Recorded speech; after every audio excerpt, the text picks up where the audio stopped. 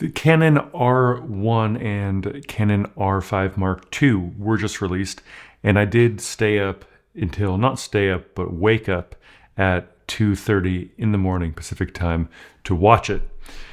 Was it worth it? I think so. Am I tired? I think so. But there's a lot to talk about. I'm just going to focus on the points of the R1 for this video. I'll do the R5 Mark II in a different video. I'm just going to focus on the points that I think were pertinent to my shooting and that are important to me. And I purposely did not look at other reviewers and their response, because the first thing when I Googled R1 was, of course, all the clickbait about how good or bad, mostly bad, because we know clickbait, you get more clicks, sadly, if you put out some statement saying that it's horrible, stupid, bad decision by Canon. So I decided to just not bother myself with that, and I'm not looking at it. So here are some thoughts, some comparisons, and some contrasting features of the R1 and the R3, because they are quite similar on the surface. Let's talk about some similarities. They both look the same. They are roughly the same weight. I think 2.5 to 2.2 pounds, the R1 being heavier.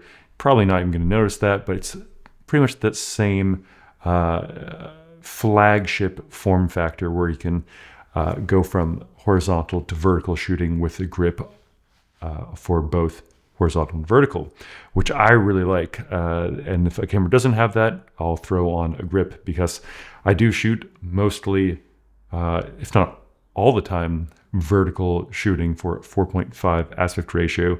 And to go like this or like that all day long, it's really tiresome for me.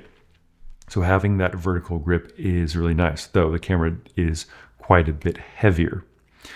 Okay, moving on. So form factor, the same. Resolution is exactly the same at 6000 by 4000. It is thankfully a stacked blackout-free sensor with both the R1 and the R3. And this may not be a big deal to most or some people, but for me, it's so much less fatiguing to have zero blackout and just hit the shutter and capture the image versus having that flicker like you'd have back in the old days of a DSLR.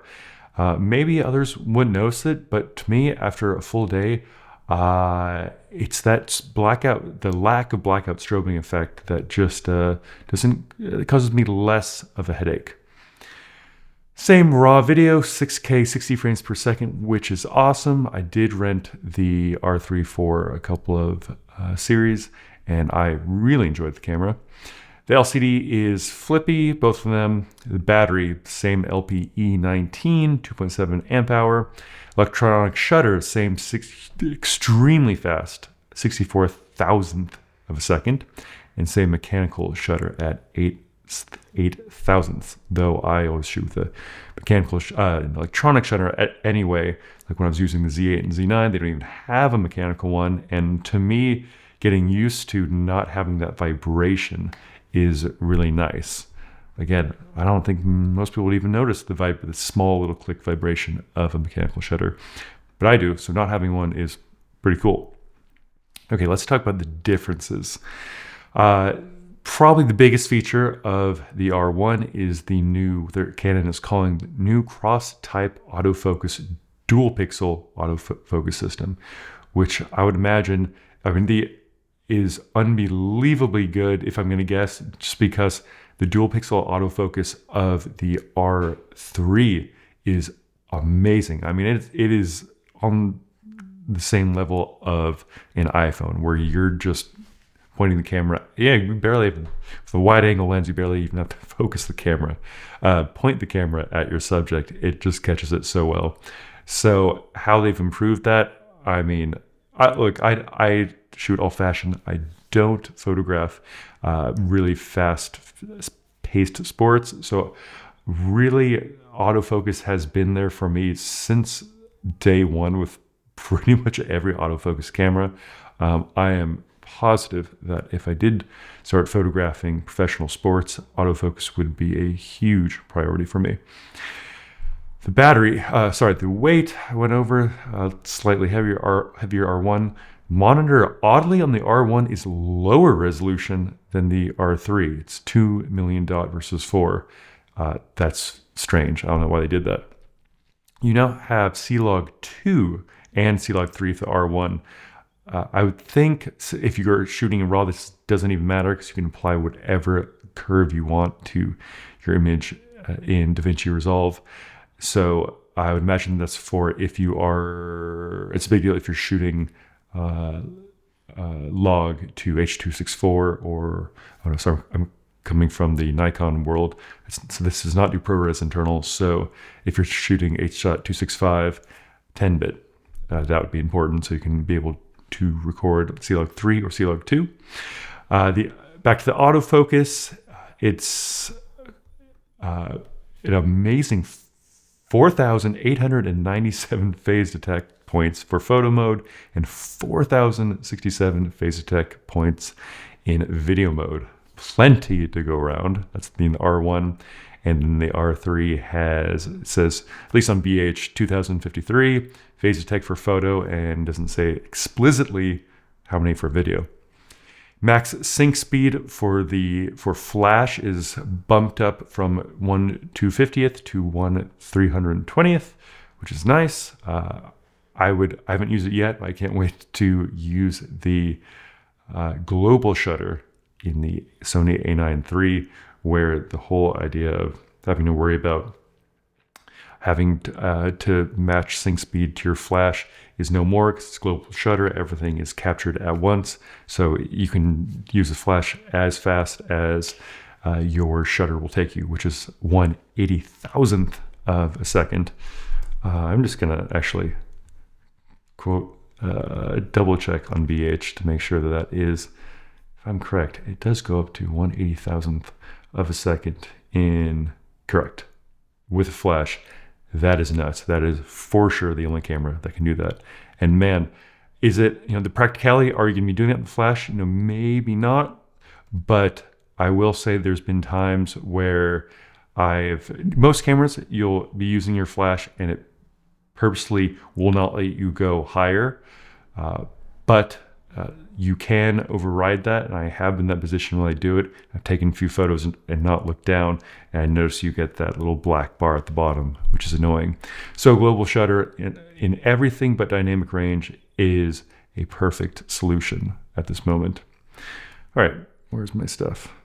Next up, the EVF resolution. I personally don't think that any EVF is nearly as good as a real DSLR where you're just looking through a mirror.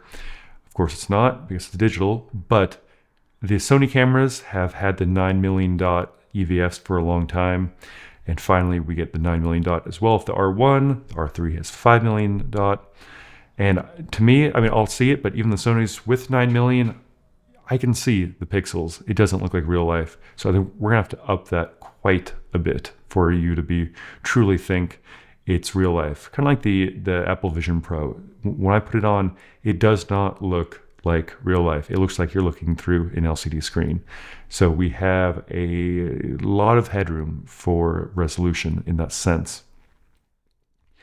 Wi-Fi now has Wi-Fi 6 with 802.11ax instead of Wi-Fi 5, 802.11ac. And if you've ever shot tethered outside to a iPad, for example, I'm not sure at the top of my head if it's creating a Wi-Fi. I think it's actually creating a Bluetooth link, but it's completely unusable with at least the Z9 and the Z8 and what other camera I was using at the moment. But when I do a wireless tether, or I've tried it outside only like maybe 4 feet, 5 feet away from an iPad, and it's always unusable to me.